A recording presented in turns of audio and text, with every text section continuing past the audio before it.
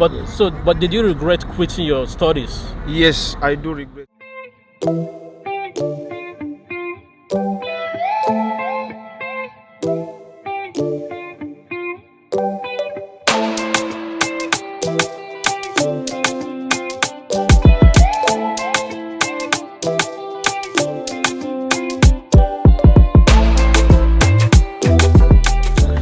Yes, you're welcome back to my YouTube channel. And if today is your first time, don't forget to click on the subscribe button. And if you're not a old subscriber, thank you for coming back to watch my video. So today, welcome to another episode of what we call Say It As It Is. Today I have a brother from Africa. He's from Uganda. So today he's going to be sharing his experience in Dubai with our brothers and our sisters back home in Africa. So this platform is to enlighten our brothers and our sisters in Africa to think twice before traveling abroad, because sometimes what you see might be deceiving. You understand? And sometimes the grass is not always greener on the other side. So I'm going to let him introduce himself. Okay. So my brother, what's your name? My name is Bashir Abdul Rahman. I can't even pronounce that. It's Bashir Bashir Abdul Rahman Abdul Rahman Shaban. Shaban. That's like three names, three I different have names. three names. Like your first name's middle name and Yeah, last yeah, name. yeah. Okay. Mhm. So my brother is from Uganda and he's a Muslim though. Yeah. And surprisingly, I did not know that we have Muslims in Uganda. Like, this is so shocking to me, because he was sitting beside me and he was singing Muslim song. Yeah. And I was like, after he finished singing, I was like, bro, where are you from? He said Uganda. I was like, wow. So Uganda. I thought he was from Sudan or something. But he like said no, and the shocking thing was that he said Uganda is like 70% Islamic. Yeah. Like, this is like, well, sometimes I say traveling is part of teaching. It's good to travel, because when you travel, you learn. When I go back to Africa, I would like to visit Uganda, especially Kampala. That's the capital city, The right? campus is true. Yeah. Kampala. Yeah. So hopefully when you are around, maybe I will take your number, but I don't know when you will be back to Africa. So maybe when I come, you can be my tour guide. It's okay, no problem. Anytime I can give you the number, anytime you can inbox me, then we make a program. Oh, okay. Yeah. So my brother is going to be sharing his experience with our Africans all over the world about his experience. We both live in Dubai, right? I'm from Nigeria, and he's from Uganda, and we are both Africa, right? Yeah, true. And well, let me go on with the question, because we don't have a lot of time. I don't want to take too much of his time. So Bashir, Bashir is the only one I can call. Bashir. Yeah. So Bashir, share how long have you been in Dubai, first of all? So far, 5 years in Dubai. You're 5 years in Dubai now. In That Dubai. means you came in 2018. Yeah. 17. 17. Yeah. 17, okay. So in these your 5 years in Dubai, have you been working all through these 5 years? Yeah. All the 5 years I've been working. You've been working? Yeah. And how have your experience been? I mean, working in Dubai. Working in Dubai. First of all, I would like to tell my brothers who are out there that if you are coming in Dubai, first count the first 2 years that those are losses, or those are just learning. There's nothing you're going to gain from the 2 years. The first 2 years, it's like you are learning. Everything you see is different. Even if you join a job, it will be less salary because you have no experience here. You understand? That's a very strong word. Yeah. So you heard him. Your first 2 years in abroad is like sacrifice in Dubai. Yeah. Sacrifice. Yeah. So is for you to gain experience. Yes. So that's a very good advice for you guys out there, for those who care to know. So talking about we Africans, we always complain one thing. Every time we travel abroad, we always complain about discrimination. Yeah, true. Understand? If you are in Africa, you've traveled far and wide. You can never be. I mean, you always be discriminated. So I mean, in your place of work, in your house, in public place, I mean, have you ever faced discrimination Yeah, in this country. in this And country. how did you react to it? How was your? I mean, how did you? You know, there's some people they can't really. They will just start fighting. I mean, how did Yeah. you handle that situation whenever you feel you are discriminated? Okay. Here, discrimination is everywhere. Yeah. Mostly in the workplaces, people whom we work with, and we work with different nationalities here. We work with Pakistanis, Indians. Sometimes the supervisors on our jobs, they are Indians, they are Chinese, they are Filipinos. But there is a way how you handle this discrimination thing. If you are discriminated, just take things easy, because there is nothing you can do. We are Africans. Everywhere we go, Africans are discriminated. So they think we are very, very poor, so that we can do any rubbish. You understand? Even if we're eating, we are the last to eat. Even if nice jobs, we are the last to get the nice jobs. So you cannot find an African doing a better job here. It's very rare. It's very rare. It's very rare. You So understand? you heard that, like, if you're in Africa, let me give you an insight. For example, if you're an African, maybe you work in a bank in your country, right? If you come here thinking maybe you will get a banking job in over here, that's a lie. That's a lie. Right? Unless you are an African that's schooled in Europe, Yeah. or you schooled in America, you schooled in all these big countries. But if you school in Africa, your result stops in your airport. Yeah. But here there is nothing like getting a bank job, like working in a bank when you are an African. Oh, okay. Unless when you studied banking here, and when you are graduated from their schools from here, then you have a chance to get a bank job. Okay, my brother, there was something we were saying before we come on the camera. We were saying like the UAE, Saudi Arabia, Oman, Bahrain, all these countries, their citizens are living well. Well. They live like angel on earth. They don't do hard, even though they don't. Most of them don't work. But even if they have to work, they don't do these hard jobs. Right? Yeah, true. And most of African countries are even richer than some of these countries. Yes. So my question is that why can't we Africans live like kings in our own continent or countries? Like First of what all, are we lacking in Africa that make us not to live like that? First of all, with our government, they don't care about their people. But here, to find an Arabic guy as a local citizen working these local jobs, like, it is very rare. You can never find him. The government takes care of its citizens from the day he's born, They take care of them like a baby. until he gets a job. It's not easy to find any, even if a Saudi, even if an Oman, even if a Bahrain, Kuwait, working. It's very rare. If you find them working, you will find them in decent places whereby no any other nationality can be there.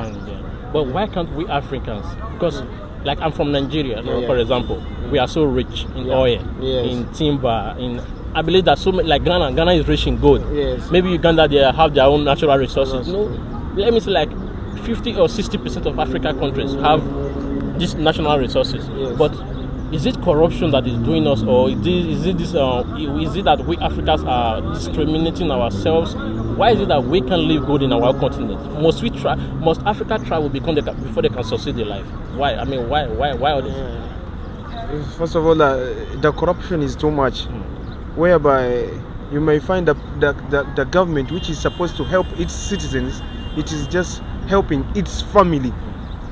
The leaders of Africa, they are just helping their families to stay in power. They don't care about the citizens. You understand? Yeah. This is the problem we are facing in Africa. Here in UAE, the president, first of all, before taking care of anything, he takes care of citizens first. And the citizens like his own family. There's nothing like There is nothing like a you are from family taking another family. only as family. long as you are holding a UAE passport. A passport. You're a citizen. Ah, shit. The first, they take care of a citizen, babies, everyone. They don't discriminate anyone as long as you are a citizen here. You understand? So you believe our problem in Africa is corruption? Corruption. Okay. But let me ask you maybe 2 or 3 couple of questions that will round it up. Then do you think Africa will be more powerful when we become united? There will be no passports. There will be no borders. Just one passport, one currency. What do you think about this idea? I think we will be very, very powerful. I'm sure of that, about that, because Before, Gaddafi wanted to do that thing, but I don't know how it ended. But if we do that like the UAE, if you have an Abu Dhabi visa, if you have a Dubai visa, you can go to any state you feel like going. We are still we use the same currency, we use the same means of transport, we use everything is the same. Visa is the same, and they are getting a lot of customers. This is why Dubai would have been the capital city here, but it's not the capital city. The commercial city. It is just a commercial city. Yeah, the business city. Yeah, whereby they wanted Dubai, they wanted people who are coming in Dubai so that they can go and visit Abu Dhabi, they can go and visit Sharjah, they can go and visit any place in the UAE. That's why they made one currency and they made one country. You understand? But we would have got visas to go in Abu Dhabi, where, but they never wanted that. So in Africa, if we make it like that, you can like have one passport, one currency. No more visas to travel to any country. To travel to any country. This will be a very big opportunity to all Africans.